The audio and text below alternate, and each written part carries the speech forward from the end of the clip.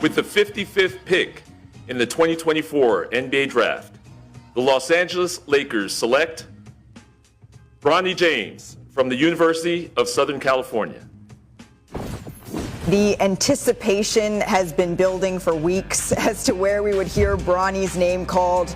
This is a young man who had an unprecedented spotlight on him in his freshman year at USC, where he played 25 games. He missed the first 8 games of the season after he went into cardiac arrest on July 24th, 2023. He underwent a procedure to treat a congenital heart defect. To see him less than a year later be drafted is a feat I don't think we can lose sight of. He's, of course, the eldest son of one of the greatest players to ever play the game, LeBron James, and now we see the first ever father-son duo in the NBA, Stephen A. I'm incredibly happy for Bronny James. I remember when,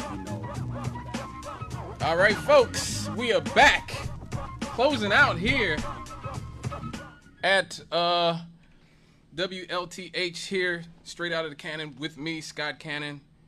Got probably about 5 minutes before I got to close out. Just saw LeBron James Jr., better known as Bronny, drafted into the NBA. And, you know, there's a lot of controversy out based on the fact that, you know, to be completely honest, LeBron James Jr. or Bronny is not necessarily has not shown himself to be a great player yet, or even somebody who looks like he'd be a serviceable player in the NBA yet. And there's a lot of talk about nepotism when it comes to this pick. The fact that LeBron James essentially used his power, allegedly used his power to get the LA Lakers to draft his son, who averaged 5 points a game and I think 5 points, 3 rebounds, 3 assists. And so there's been a lot of talk about nepotism. And there's sort of 2 modes of thinking about this thus far, where you have one side who's saying black nepotism is a good thing. White people have hired their kids and their grandkids for years. And then you have the other side who's like, yeah, but that's wrong, you know, and black nepotism is still corruption fundamentally. I tend to somewhat split the difference. I support nepotism and cronyism to an extent. I do. I mean, for all, you know, I've talked about it on here. I work for my mom. That's a fact. Have for many years. I know lots of other people work for their parents or their grandparents or nieces or uncles or cousins or whatever. And those people who haven't gotten a job due to nepotism or cronyism, it's very low. I think I talked about this not too long ago. 80% of the jobs in America are given away due to personal relationships. 80%. 80% of jobs in America are given away it's due to personal relationships. 70% of jobs aren't even listed. So they're never listed. 70% of the jobs in America.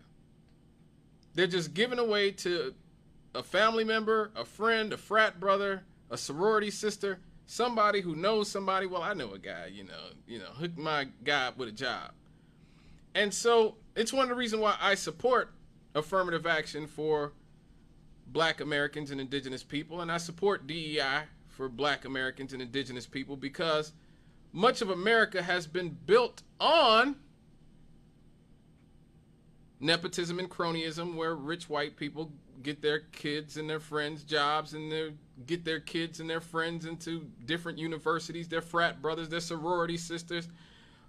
Even in the University of Michigan case from all those years ago, there were more white kids who were beneficiaries of legacy admittance than there were black kids who were beneficiaries of affirmative action. So I'm not necessarily anti-affirmative action. I'm not necessarily anti-DEI. I'm not anti-nepotism or cronyism 100%. But I do think that LeBron James and I think that the NBA has to be careful here. We know that there's nepotism in the front office of these teams. We know that, the Lakers, just look at LeBron's team. It's run by Jeannie Buss, whose father, Dr. Jerry Buss, owned the team. So now she runs the team because she basically inherited it from her dad. And so when you're looking at a situation like that, I understand why some people say, well, nepotism is a part of everything. But I do think that there needs to be a warning to LeBron and whoever, to all these players. You don't want to kill the golden goose. You don't. You really don't want to kill the golden goose. Because the only thing that makes sports important is that it is the closest thing to a meritocracy that human beings are capable of. That is the only thing that justifies the millions of dollars that these athletes make, the billions of dollars that, these teams get to build stadiums. A lot of my leftist homies don't believe it's justifiable at all, okay? That sports itself occupies far too much wealth and resource in our society, and they might be correct. But the only thing that makes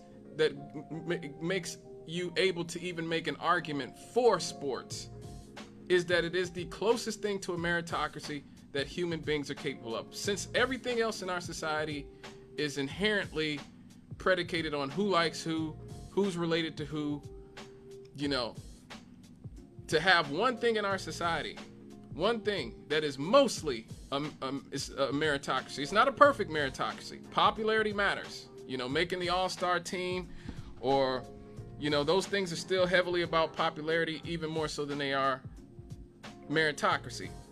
But there's a certain amount of merit that goes into even being popular enough to be selected for the all-star team, or to be selected for the Olympic team or whatnot. Once the appearance is that what you're seeing in the NBA is not real,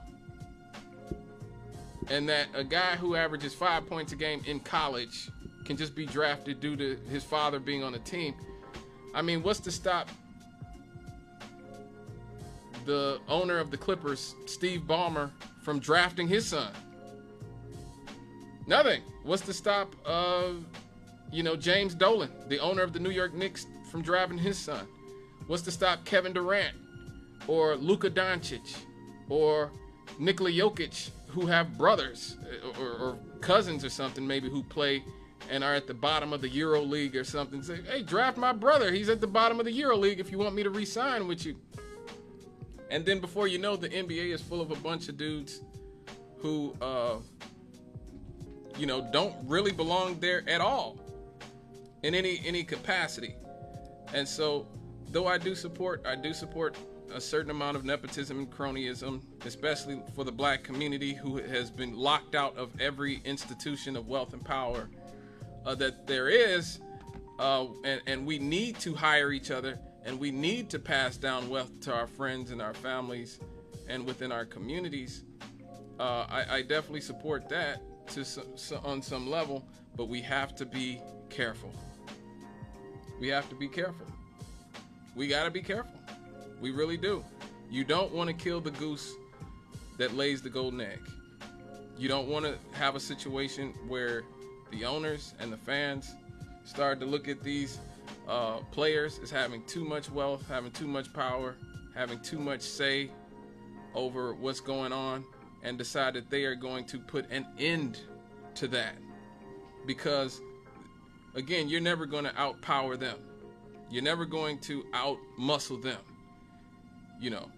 And this is what Stephen A. has warned guys about in the league for a few years, of how they're moving and being a little bit too willing to go out there and try to exert too much power and flagrantly subvert the rules and norms.